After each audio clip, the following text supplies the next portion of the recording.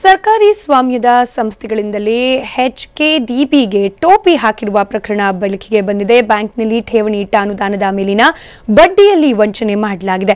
ಬಡ್ಡಿ ಹಣವನ್ನ ಎಚ್ಕೆಡಿಬಿಗೆ ಪಾವತಿಸದೆ ವಂಚನೆ ಮಾಡಿರುವ ಆರೋಪ ಕೇಳಿಬಂದಿದೆ. ಸುಮಾರು 75 ಲಕ್ಷ ರೂಪಾಯಿ ಬಡ್ಡಿ ಹಣ ವಂಚನೆ ಆಗಿರುವುದು ಹೈದರಾಬಾದ್ ಕರ್ನಾಟಕ ಅಭಿವೃದ್ಧಿ ಮಂಡಳಿಗೆ ಆಂತರಿಕ ಲೆಕ್ಕ ಪರಿಶೋಧನೆಯ ವೇಳೆ ಈ ಒಂದು ನಿಜಾಂಶ ಬೆಳಕಿಗೆ ಬಂದಿದೆ. 2013, 14, 15, 16ನೇ ಸಾಲಿನಲ್ಲಿ ವಂಚನೆ ನಡೆದಿದೆ.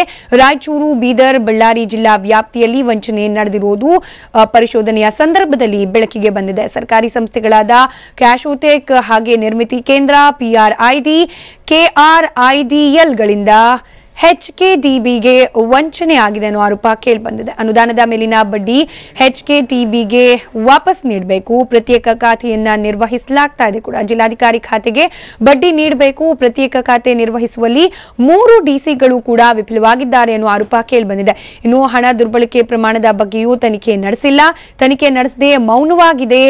ಎಚ್ಕೆಡಿಬಿ ಅಧಿಕಾರಿಗಳು ಮೌನವಾಗಿರುವುದು ಕೂಡ ಹಲವು ಅನುಮಾನಗಳಿಗೆ ಎಡೆ ಮಾಡಿಕೊಡ್ತಾ ಇದೆ.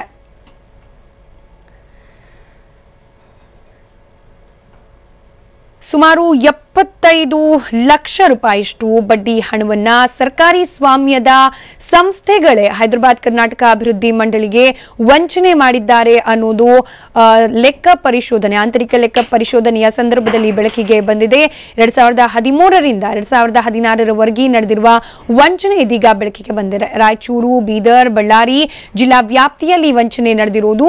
ಸರ್ಕಾರಿ ಸಂಸ್ಥೆಗಳಾದ ಕ್ಯಾಶೋಟೆಕ್ ಹಾಗೆ ನಿರ್ಮಿತಿ ಕೇಂದ್ರ, PRID ಇಂದ KRIDLಗೆ ಏನು ಈ ಎಲ್ಲ ಸಂಸ್ಥೆಗಳಿಂದ ಎಚ್ಕೆಡಿಬಿಗೆ ವಂಚನೆ ಆಗಿರುವ ಆರೋಪ ಕೇಳಿಬಂದಿದೆ. ಇನ್ನು ಅನುದಾನದ ಮೇಲಿನ ಬಡ್ಡಿಯನ್ನ ಎಚ್ಕೆಡಿಬಿಗೆ ವಾಪಸ್ ನೀಡಬೇಕು, ಪ್ರತ್ಯೇಕ ಖಾತೆಯನ್ನ ಇದಕ್ಕಾಗಿಯೇ ನಿರ್ವಹಿಸಬೇಕಾಗುತ್ತೆ, ಅದು ಜಿಲ್ಲಾಧಿಕಾರಿಗಳ ಒಂದು ಕರ್ತವ್ಯ ಆಗಿರುತ್ತೆ ಕೂಡ. ಆದರೆ 3 ಮಂದಿ ಡಿಸಿಗಳು ಈ ಒಂದು ಪ್ರತ್ಯೇಕ ಖಾತೆಯನ್ನ ನಿರ್ವಹಿಸಿ ಅದರಲ್ಲಿ ಬಡ್ಡಿ ಹಣ ಜಮಾವಣೆ ಆಗೋದನ್ನ ನೋಡಿಕೊಳ್ಳೋದ್ರಲ್ಲಿ ವಿಫಲರಾಗಿದ್ದಾರೆ. ಆ ಮೂಲಕ ಹಣ ದುರ್ಬಳಕೆಗೆ ಒಂದು ರೀತಿಯಲ್ಲಿ ಪರೋಕ್ಷವಾಗಿ ಅವಕಾಶವನ್ನ ಕೂಡ ಮಾಡಿಕೊಡಲಾಗಿದೆ ಅನ್ನುವ ಆರೋಪ ಇದೀಗ ಕೇಳಿ ಬರ್ತಾ ಇದೆ. ಇನ್ನು ಇವೆಲ್ಲ ಗೊತ್ತಿದ್ರೂ ಕೂಡ ಎಚ್ಕೆಡಿಬಿ ಅಧಿಕಾರಿಗಳು ಕೂಡ ಮೌನವಾಗಿರುವುದು ಸಾಕಷ್ಟು ಅನುಮಾನಕ್ಕೆ ಎಡೆ ಮಾಡಿಕೊಡ್ತಾ ಇದೆ.